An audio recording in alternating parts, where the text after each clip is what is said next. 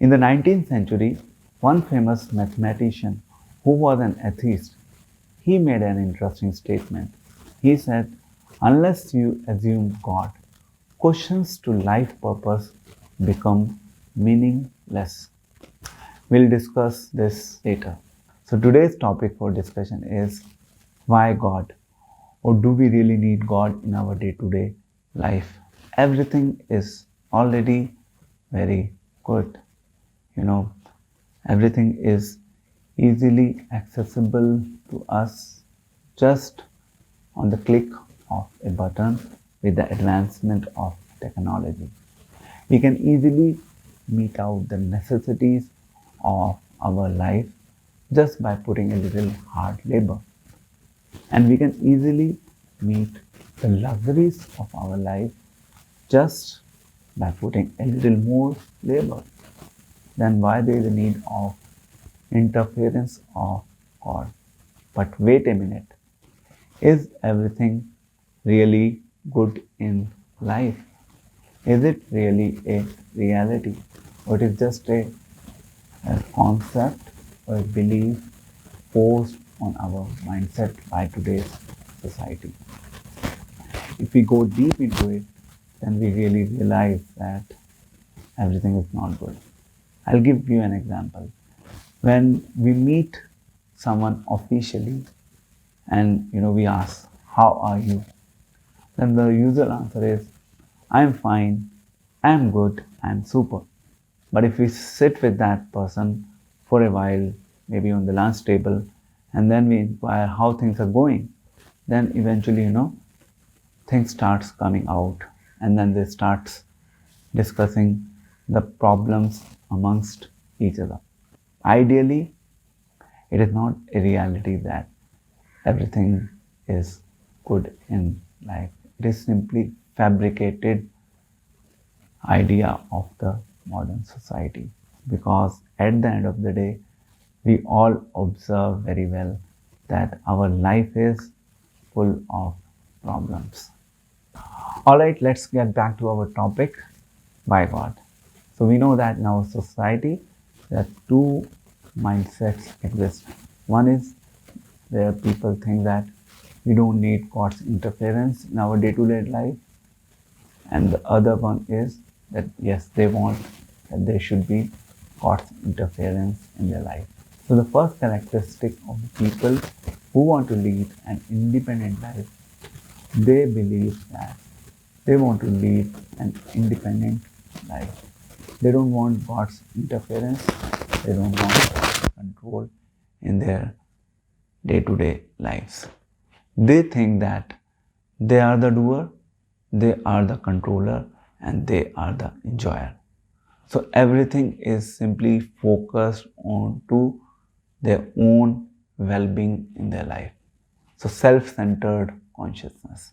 And the second principle is that they live with the idea of just do it mentality. Just do it mentality means they just do things and then they don't really think about how it can have an impact, either positively or negatively. They just believe in doing things because they do what they like. They don't look at all the different angles because they are the decision maker of their life. And their belief is the third point, that we are the makers of destiny. So they think that they can change their life. They think that future is in their hand. Everything can be controlled by them. And whatever they want to achieve, they can easily achieve. And likewise, we see a lot of motivational speakers also. They simply always talk about this very phenomena that we are the makers of our destiny. And then the fourth characteristic is they live on the ideology of might is right. In other words, what I think is the best. No matter what others may think about different things, but what I think is the best. I know how to lead my life. I don't want others people's idea to come into my life. I do not want God's ideas to come into my life because I think myself to be the best. I don't want someone to rule me. I don't want someone to control me. And the last point is that we are the makers of our own rules of life. Or in other words, we decide ourselves how we are going to lead our life. So we make our own laws to lead our life. We don't give any access to the laws being made by God. So this is the mentality of people who basically do not want interference of God in their life. They simply live on the ideology that, okay, what we think is the best, we don't need God. So far we discussed the 5 characteristics of people who want to live free from God, or in other words, who wants to have a God-free life. Now we are going to discuss the repercussions of leading a God-free life. So the first principle that we had talked about was the independent. So when people live with the independent attitude, that means they are self-centered. They are not God-centered. They don't think about society. They have their own selfish pursuits in all of their actions. They do not know the concept of being selfless in nature. They do not know how to cooperate with the independence of God. And they don't want to be dependent on anyone. But in reality, if we see that a child is dependent on the parents, the child enjoys more. He enjoys the real freedom.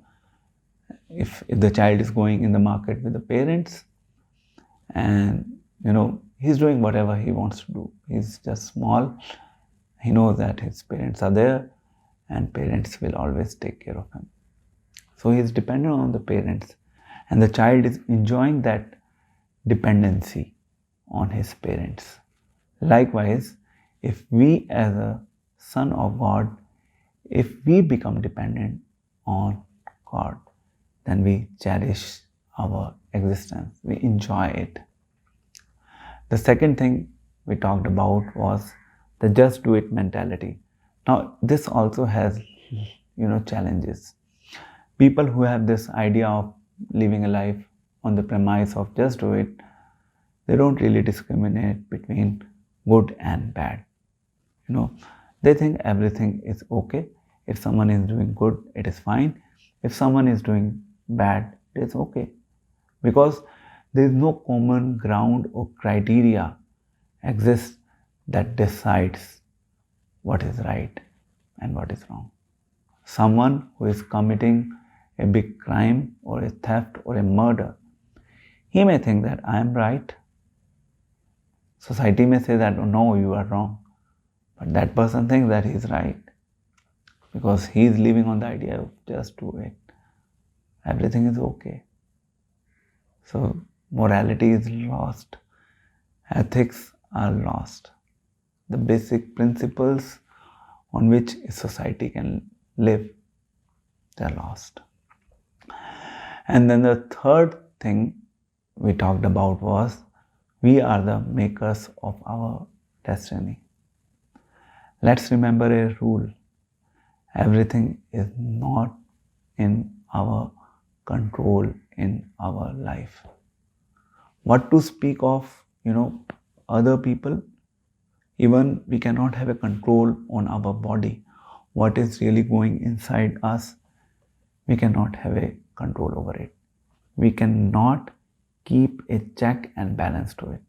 Then what to speak about what is going on around us? So people who add an element to God in their life, they basically know that we cannot do everything. Everything is not in our control.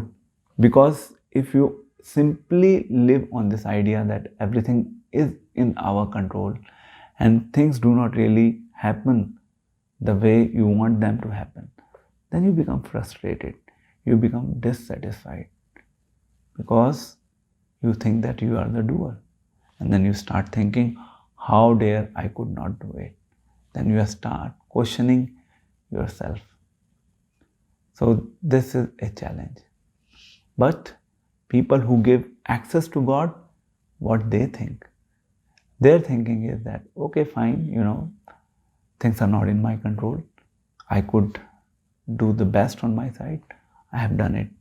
Now it's God who has to decide what is best for me. Because what God can see and basis the vision of God, what God can supply to us in our life, we may not even understand and appreciate that with our limited vision. The fourth principle we discussed of might is right. Now again we are coming to the same principle of right and wrong. When you say that might is right, then even the wrong may become right because you think that it is right. So when you think that it is right, that means you lose a sense of discrimination. You have yourself decided that this is right, but in reality it may not be right. And the last thing, the rule part. So people who make their own rules or the laws to lead their life, there is a serious problem. Because if you make your own laws, then there are so many unresolved mysteries about the existence of life. There are so many puzzling questions. And if you do not add an element of God into your life, then all those questions remains unanswered. The material knowledge cannot help us to give the right access to the answers that we really need to know. So these are the fundamental disconnects or the challenges of living a life without God. So we all have to add the element of God into our life. Then we can actually cherish the existence of human life. And yes, finally, there are some additional benefits of adding an element of God into our life.